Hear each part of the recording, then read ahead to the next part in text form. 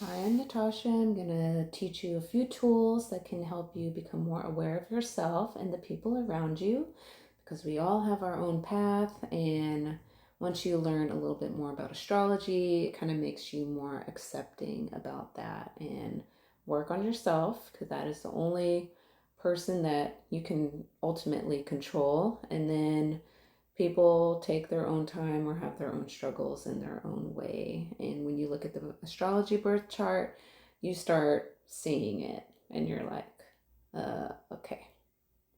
Okay. So today I am going to talk about Saturn in the sign of Taurus or the second house. Saturn being in the second house is kind of a tough one because Taurus represents our self worth, our self value, as well as our personal finances and our personal material things, like the things that we have that usually for most people, it helps give you a little bit more self esteem, self value because you actually have those financial um, assets in order to attain such things or skills or activities and such. So I know quite a few people who have Saturn either in Taurus or Saturn in the second house.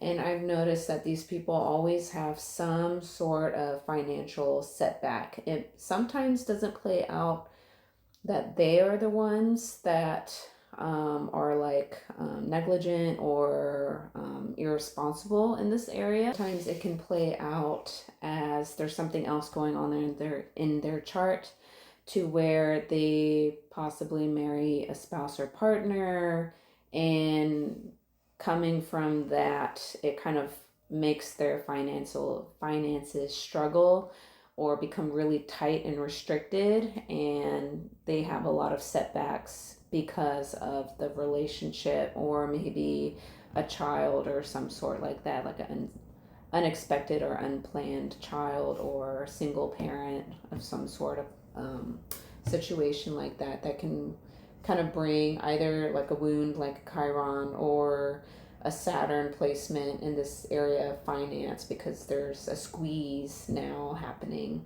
It can even play out with people who just have certain jobs where they have to finance first and wait for the company to pay them back.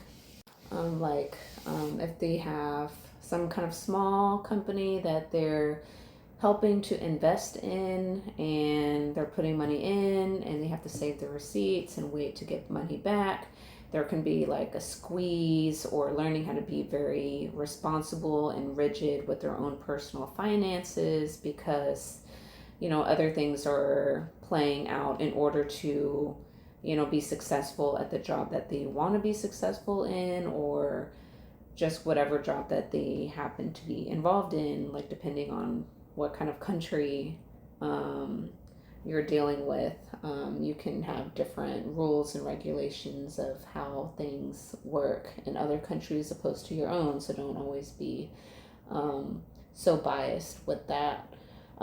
It can also mean people who are so giving that they give their money away and they have to learn to get some for like they when it comes to money, they overgive finances and don't keep enough for themselves, almost related to self value, self worth. They're overgivers in this area, which, depending on sometimes male or female, a lot of males are going to give more in the financial department.